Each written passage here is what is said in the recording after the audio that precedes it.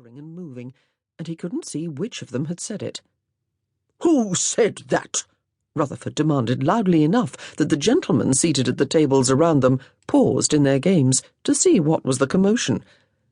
None of the young ladies moved. They stared wide-eyed at the banker. Just as it seemed Rutherford would begin a rant, one of them shyly stepped forward. A ripple went through the crowd as the lass looked at Rutherford and then at George.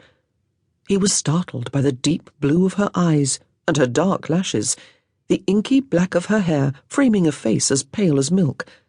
One did not expect to see such youthful beauty here. "Miss Cabot?" Rutherford said incredulously. "What in blazes are you doing here?" She curtsied as if she was standing in the middle of a ballroom and clasped her gloved hands before her. "My friends and I have come to see for ourselves where it is that all the gentlemen keep disappearing to." Chuckles ran through the crowd. Rutherford looked alarmed, as if he was somehow responsible for this breach of etiquette. "Miss Cabot, this is no place for a virtuous young lady." One of the birds behind her fluttered and whispered at her, but Miss Cabot seemed not to notice. "Pardon, sir, but I don't understand how a place can be quite all right for a virtuous man, yet not for a virtuous woman." George couldn't help but laugh. "Perhaps because there is no such thing as a virtuous man." Those startlingly blue eyes settled on George once more, and he felt a strange little flicker in his chest. Her gaze dipped to the cards.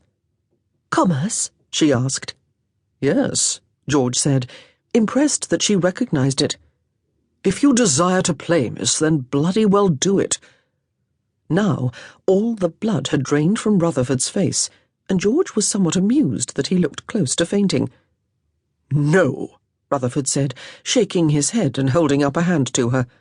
"I beg your pardon, Miss Cabot, but I cannot abet you in this folly. You must go home at once." Miss Cabot looked disappointed. "Then I'll do it," George said, and, with his boot, kicked out a chair at his table. Another murmur shot through the crowd, and the tight group of little birds began to flutter again, the bottoms of their cloaks swirling about the floor as they twisted and turned to whisper at each other. "Whom do I have the pleasure of abetting?" he asked. "Miss Cabot," she said, "of Beckington House." The Earl of Beckington's daughter, was she? Did she say that to impress him? Because it didn't. George shrugged. "George Easton, from Easton House." The girls behind her giggled, but Miss Cabot did not. She smiled prettily at him. "A pleasure, Mr. Easton." George supposed she'd learned to smile like that very early on in life, in order to have what she liked. She was, he thought, a remarkably attractive woman. "These are not parlour games, miss. Have you any coin?" "I do," she said, and held out her reticule to show him. Lord, she was naive. "You'd best put that away," he said. "Behind the silk neckcloths and polished leather boots, you'll find a den of thieves between these walls."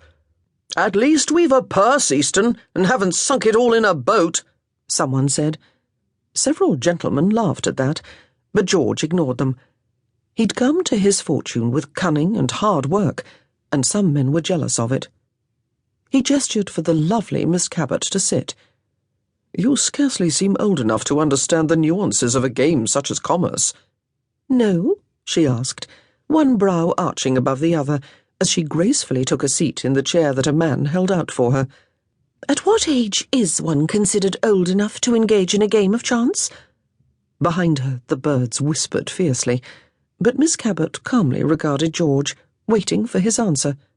She was not, he realized, even remotely intimidated by him, by the establishment, or by anything else. "I would not presume to put an age on it," he said cavalierly. "A child, for all I care." "Easton," Rutherford said, his voice full of warning. But George Easton did not play by the same rules as the titled men here, and Rutherford knew it. This would be diverting. George had no objection to passing an hour or so with a woman. Anyone in London would attest to that, particularly one as comely as this one. "Are you prepared to lose all the coins you've brought?"